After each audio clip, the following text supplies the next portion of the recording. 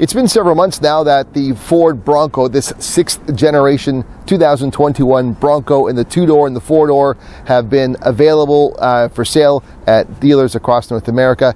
Earlier this year in August, I had a chance to do a one-day drive event with Ford of Canada at an off-road facility, but I've now had a chance to take it out for a week and do a more full and complete review. What I have here is the 4-door Badlands edition with the Sasquatch package. It's fully equipped and ready for off-roading, so I'm going to take it on some more off-road trails, and I'm going to look at some of the other features which I couldn't have been able to do when I had it for the short time during that one-day event. So hang tight.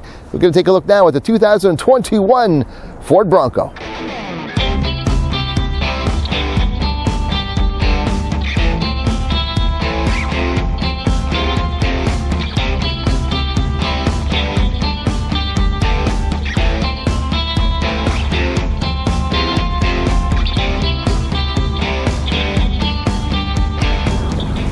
So this Badlands trim tester that I have with the Sasquatch package and the massive 35-inch tires is clearly the most capable off-roader I've been in. I mean, the Wranglers are great too, but this really is phenomenal.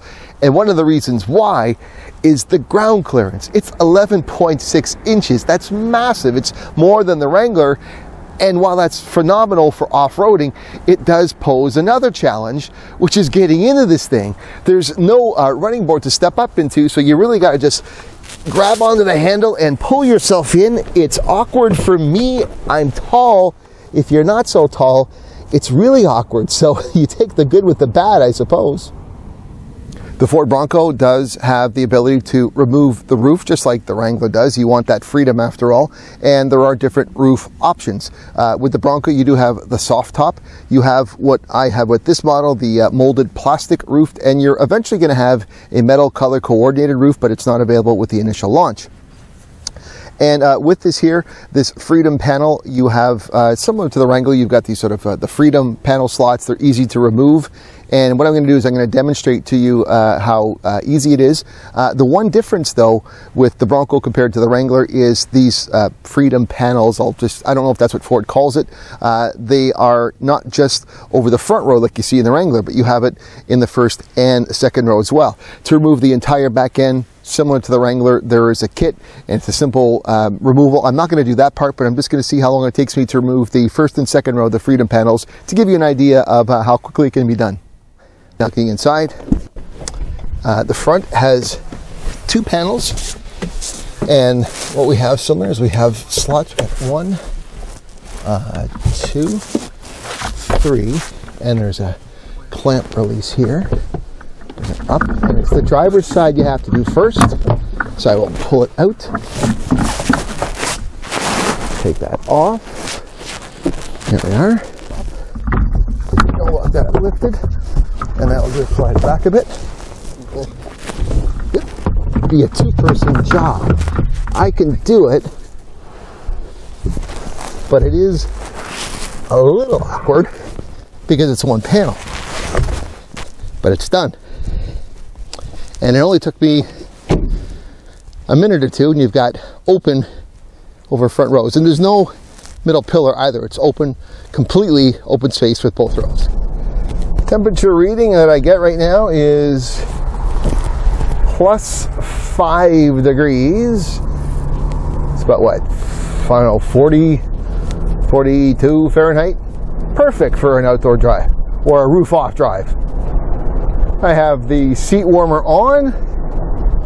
I have the heated steering wheel on. I don't have a problem with this.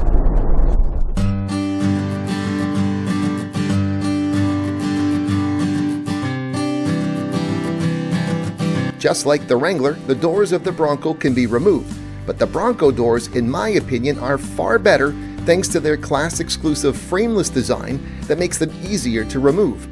On 4-door Bronco models, all 4 doors can be stored on board with available protective door bags. And best of all are the class-exclusive cowl-mounted mirrors, which maintain side view visibility when the doors are removed. You'll need to add aftermarket side mirrors when removing Wrangler doors, but not on the Bronco. And given that side view mirrors are a legal requirement in many jurisdictions, I think this is a really big deal. The 2- and 4-door Bronco are part of the Bronco family, which also includes the Bronco Sport, a vehicle I reviewed earlier this year. The primary difference between the two is that the Bronco Sport is a unibody design built on the same architecture as the Ford Escape, while the Bronco employs a body-on-frame design and is built on the same frame as is used for the Ford Ranger midsize pickup.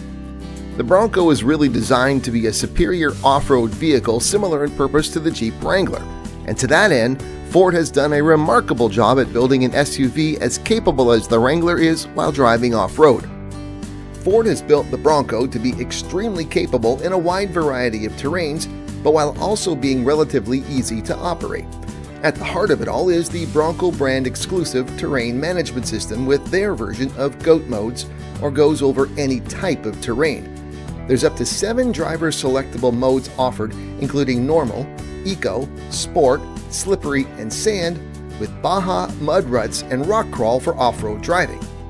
The Bronco offers 2 4x4 systems, a base 2-speed automatic shift-on-the-fly transfer case, and an optional advanced system that features a 2-speed electromechanical transfer case with an auto mode for on-demand engagement to select between 2 high and 4 high.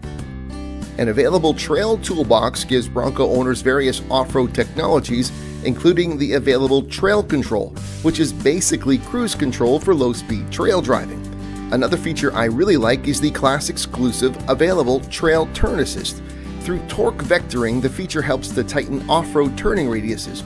Now, I noticed it during the drive event earlier this summer, and I tried it again while with it this week, and it proved to definitely make a difference. Every Bronco comes with a high-performance off-road stability suspension, or HOS system.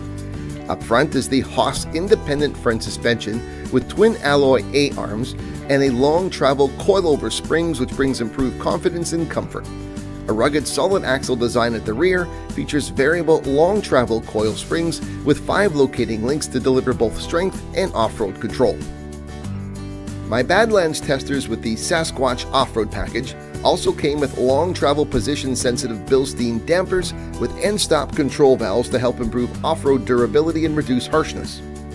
There were plenty of puddles on my favorite off-road route during the drive with the Bronco, and while I wasn't coming anywhere close to the 33.5-inch maximum water fording depth, I'll tell you that I certainly enjoyed the full capabilities of the Bronco while getting the exterior, well, shall we just say, nice and dirty.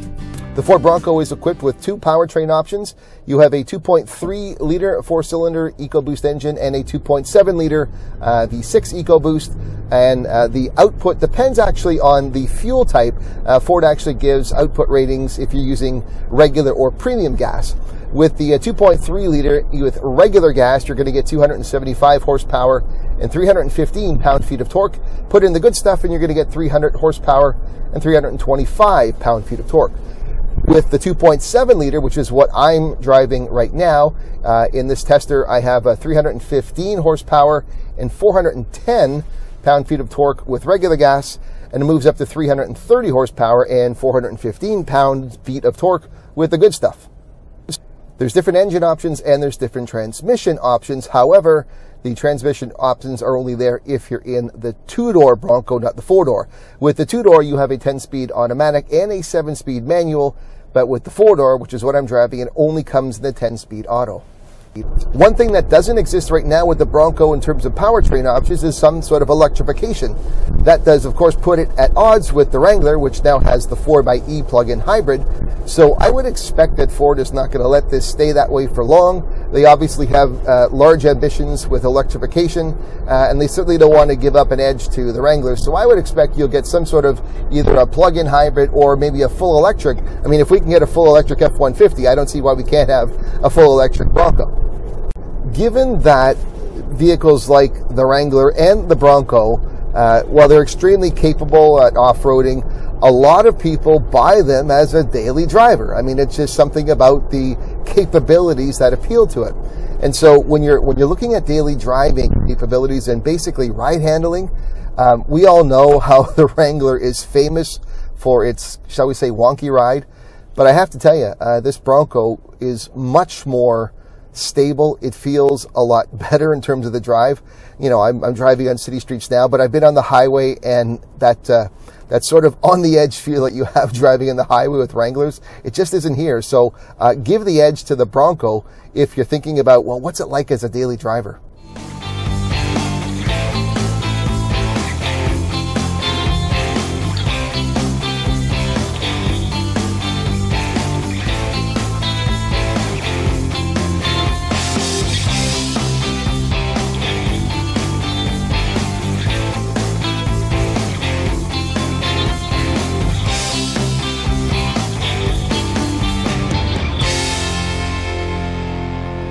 Overall, this Ford Bronco is a lot of fun to drive.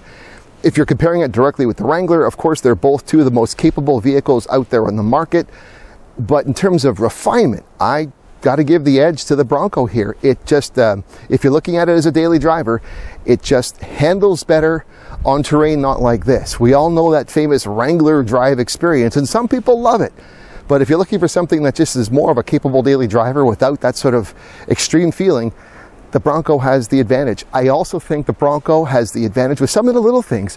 I love the fact how the side view mirrors are attached to the body and not the door. So when you want to take off the door, you're not worried about side view mirrors like you would have to add with the Wrangler. I also like the Freedom panel, how it has 3 panels so you can get that second row off, and it's quicker to get that more open experience for front and back. I still think the Wrangler with the 4xe has the advantage on fuel efficiency, and I really think Ford has to get that plug-in hybrid or full EV Bronco and Bronco Sport into their lineup, because if you like fuel efficiency as well as the look of these types of off-road vehicles, you're going to go with the Wrangler 4xe. But either way, they're both great vehicles, and this one is a lot of fun. So if you've been looking to get into a Bronco, boy, you're going to enjoy yourself. And I hope you enjoyed this review. If you do like what you saw and you're not a subscriber to my channel, please consider doing so. If you are a subscriber, please don't forget to hit that indicating button so that you know when a new video pops up. But that's it for now. I'm Eric Novak. Thanks for watching. There's plenty of ways for you to keep connected with me, so check out some of my social media links, suggested videos, and I'd really love it if you subscribe to my YouTube channel.